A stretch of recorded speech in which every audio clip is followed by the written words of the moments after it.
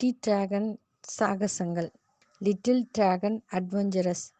Hello குட்டி நண்பர்களே, இன்னைக்கு நாம ஒரு வித்தியாசமான திகில் நிறைந்த ரொம்ப ஜாலியான கதையை தான் கேட்க போறோம். கதையோட தலைப்பு குட்டி டிராகன் சாகசங்கள்.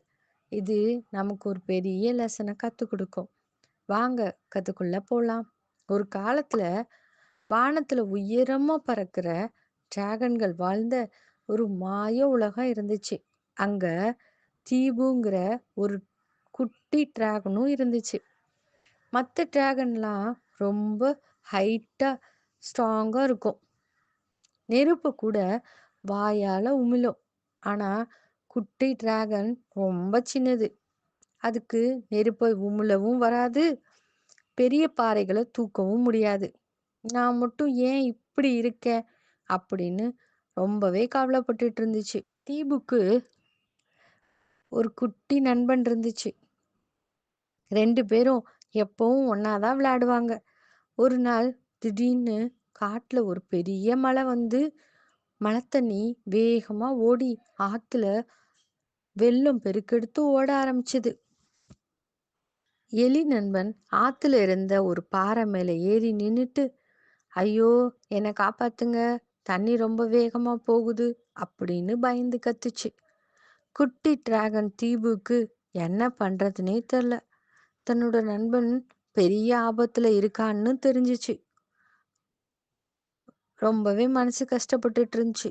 ஆனா நம்ம பெரிய டிராகனா இருந்தா இந்த நேரம் நம்ம ஃப்ரெண்டை காப்பாத்தி இருக்கலாமேன்னு நினைச்சிச்சு. ஆனா தீபு சும்மா உட்காரல. தீபுக்கு சடனா ஒரு யோசனை வந்துச்சு. அதுக்கு நெருப்பை தான் உமிழ தெரியாது. ஆனா அதுக்கு ஒரு தனிப்பட்ட பவர் இருந்துச்சு. அது தண்ணீரை வேகமா உறிஞ்சி திரும்ப வெளியிடும் சக்தி. அது வரைக்கும் அதை பத்தி அதுக்கு தெரியவே இல்லை. உடனே டியூபு வேகமா ஆத்துல இருந்த தண்ணிய தன்னோட வாயால உறிஞ்ச ஆரம்பிச்சது. ஆத்துல இருந்த தண்ணியோட அளவு மெதுவா குறைஞ்சிச்சு. டியூபு தன்னோட முழு ஸ்ட்ரென்த்தையும் பயன்படுத்தி தண்ணீரை உறிஞ்சி பக்கத்துல இருந்த குட்டையில விட்டுருச்சு. கொஞ்ச நேரத்துல ஆத்துல இருந்த தண்ணியோட அளவும் குறைஞ்சுது. எலி நண்பன் சந்தோஷத்துல துள்ளி குதிச்சுது. தீபு வேகமா பாறை கிட்ட போய் எலி நண்பனை பத்திரமா தன்னோட முதுகுல ஏந்திட்டு கரைக்கு கொண்டு வந்து சேர்த்துருச்சு. நன்றி நண்பா, நீ இல்லைன்னா நான் இப்ப என்ன ஆயிருப்பேன்னு எனக்கே தெரியல அப்படின்னு எலி நண்பன் சந்தோஷமா சொல்லுச்சு. மற்ற டிராகன்லாம் தீபுவோட சாகசத்தையும் தீபுவோட சக்தியையும் பார்த்து ஆச்சரியப்பட்டாங்க.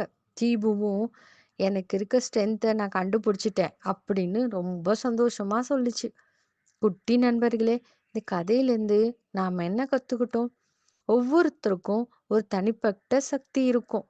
மற்றவங்களோட ஒப்பிட்டு பார்க்காம நம்ம கிட்ட என்ன சக்தி இருக்குன்னு நாம தான் கண்டுபிடிக்கணும். உன் சக்தியை நல்ல காரியங்களுக்காக பயன்படுத்து. அது உனக்கும் மற்றவங்களுக்கும் பெரிய சந்தோஷத்தை தரும். தன்னம்பிக்கை தான் இருக்கிறதுலயே பெரிய சக்தி. இந்த கதை உங்களுக்கு பிடிச்சிருந்துச்சா? அப்ப வீடியோவை கண்டிப்பா லைக் பண்ணுங்க. உங்க நண்பர்களோட ஷேர் பண்ணிக்கோங்க. தினந்தோறும் நல்ல கதைகளை கேட்க நம்ம சேனலையும் சப்ஸ்கிரைப் பண்ணுங்க. அடுத்த இன்ட்ரெஸ்டிங்கான கதையில சந்திக்கலாம். நன்றி குட்டீஸ்.